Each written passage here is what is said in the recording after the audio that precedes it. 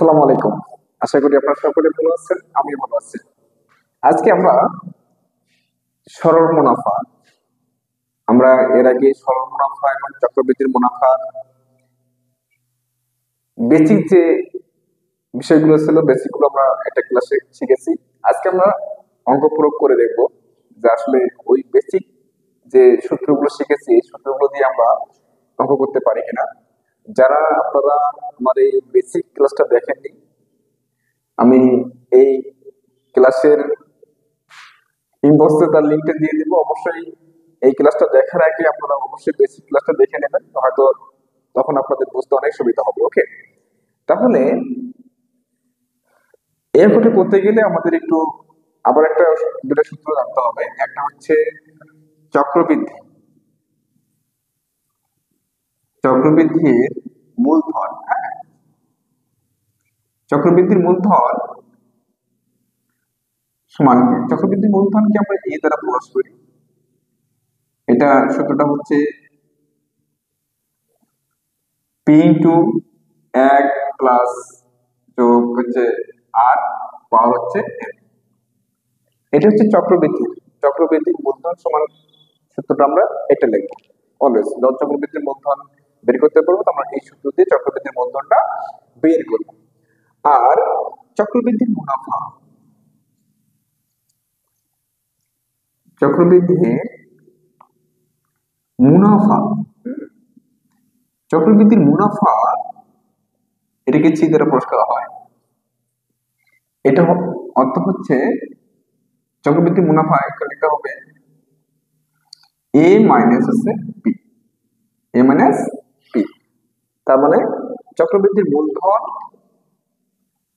এ, তাহলে এ মাইনাস হচ্ছে P. P বলতে আমরা হচ্ছে প্রারম্ভিক, প্রারম্ভিক যে মূলধনটা থাকবে, শুরুতে যে মূলধনটা থাকবে এই মূলধনটা। ওকে, এখন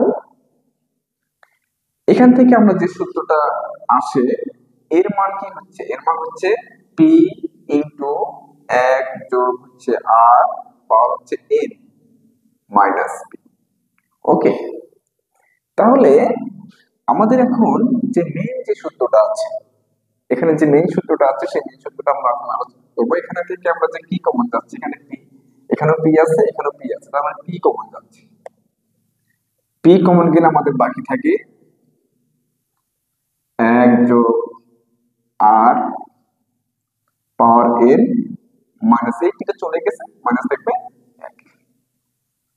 অর্থাৎ আপনারা যে বিভিন্ন যে কম্পিটিশন যে এক্সাম গুলো আছে আপনারা অবশ্যই চক্রবৃদ্ধির মুনাফা ইকুয়াল আপনারা এটা ইউজ করবেন, এটা ব্যবহার করবেন যে পি ইন্টু ওয়ান প্লাস আর পাওয়ার এন মাইনাস টে ওয়ান।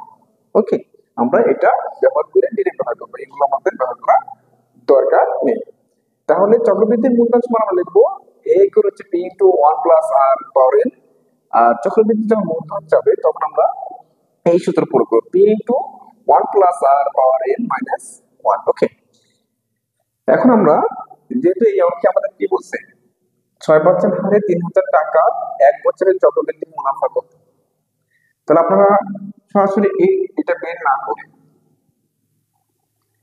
চক্রবৃদ্ধির মুনাফা নির্ণয়ের সূত্র আমরা কি শিখলাম সেটাই ব্যবহার করবো। ওকে, আচ্ছা, সর্বপ্রথম আমাদের লিখতে হবে এদিকে ডান পাশে লিখতে হবে দেয়া আছে, কি দেয়া আছে? দেওয়া আছে। আচ্ছা, এটা হচ্ছে মুনাফার হার। আপনারা পরীক্ষায় কিভাবে ব্যবহার করবেন? মুনাফার হার, মুনাফার হার এটাকে আমরা আর দ্বারা প্রকাশ করি। আর থেকে রেট অফ ইন্টারেস্ট, এটা আমার বেসিক যে সরল মুনাফার যে ক্লাসটা ছিল সেখানে বলা আছে। এখানে আমরা লিখতে পারি 6% মানে উপরে 6 নিচে হচ্ছে 100, নিচে আমরা এখন একটা সমান লিখতে পারি 2 দিয়ে কাটলে হচ্ছে 3 দুগুণ 6 আর 50 দুগুণ 100। ওকে, আর এখানে 3,000 টাকা, এটা হচ্ছে 800 আর 16, পি ইকুয়াল হচ্ছে 3,000 টাকা। হ্যাঁ, পি ইকুয়াল হচ্ছে 3,000 টাকা। আচ্ছা, এখন এই যে এক বছর আছে এখানে 3 থাকতে পারে 2 থাকতে পারে। হ্যাঁ, আমি 1 দিয়ে করেছি, 2 থাকে, আমরা 2 ব্যবহার করব। সময় সময় হচ্ছে n ইকুয়াল হচ্ছে 1 বছর। ওকে, আমরা এগুলো লিখলাম, আর কিছু নেই। আমাদের চক্রবৃদ্ধির মুনাফা সে বের করতে বলছে। আমরা এখন লিখব, আমরা জানি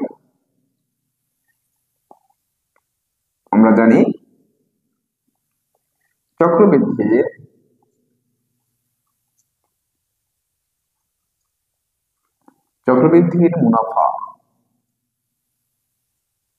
মুনাফা সি ইকুয়াল, আমরা কি জানি, আমরা একটু আগে সূত্র করেছি যে পি ইন্টু 1 প্লাস আর পাওয়ার n মাইনাস 1।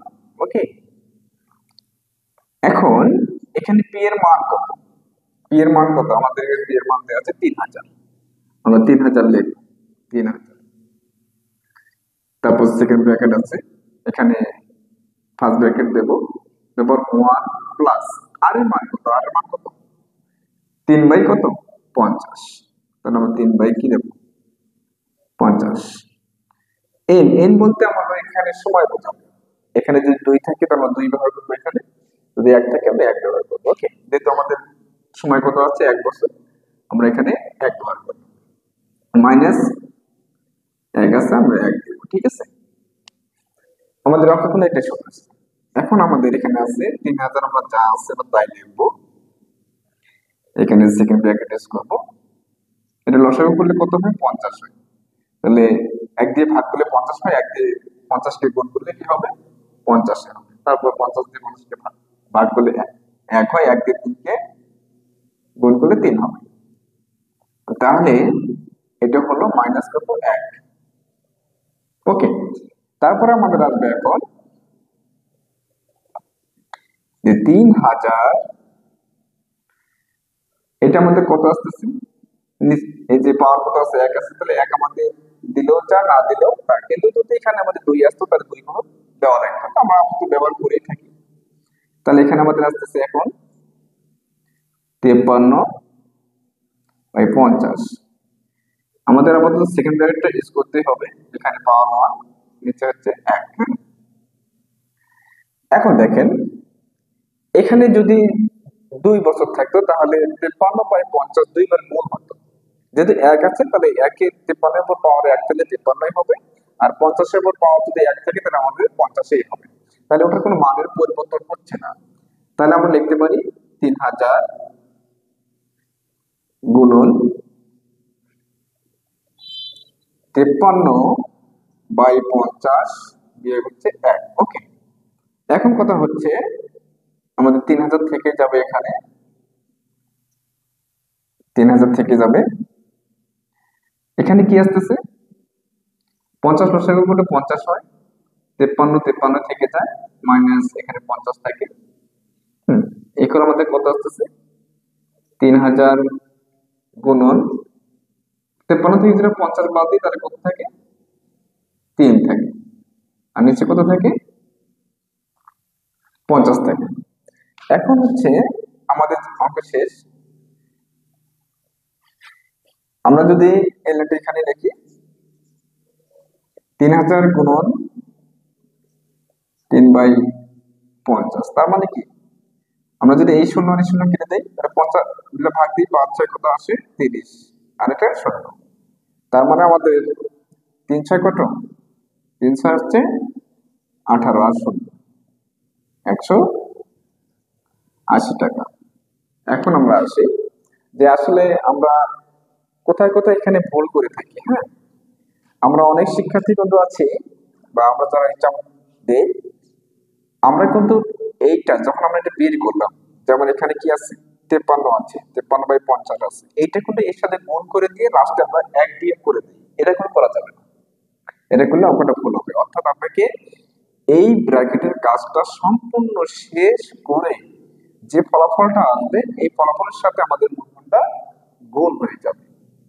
তাহলে আশা করি আপনারা অঙ্কটা বুঝতে পারছেন। আমি আবারও রিকোয়েস্ট করবো আপনাদেরকে, যারা এই সরল মুনাফার বেসিক ক্লাসটা আমার দেখেননি, অবশ্যই ক্লাসটা দেখবেন। আমি এর লিঙ্কটা আমি ডিসক্রিপশনে দিয়ে দিচ্ছি। আর এই ধরনের ক্লাস আপনারা দেখলেন, কোথাও কোনো সমস্যা হলে অবশ্যই কমেন্টে জানাবেন। এবং আপনাদের আরো একটি নতুন খবর দিচ্ছি যে এখন থেকে এই সরল মুনাফার যত ধরনের জটিল অঙ্কগুলো আছে আমি আমার চ্যানেলে দেওয়ার চেষ্টা করব। আপনারা সকলে ভালো থাকবেন, সুস্থ থাকবেন। আবার দেখা হবে অন্য একদিন, অন্য একটা নতুন একটি ক্লাস নিয়ে। আসসালামু আলাইকুম।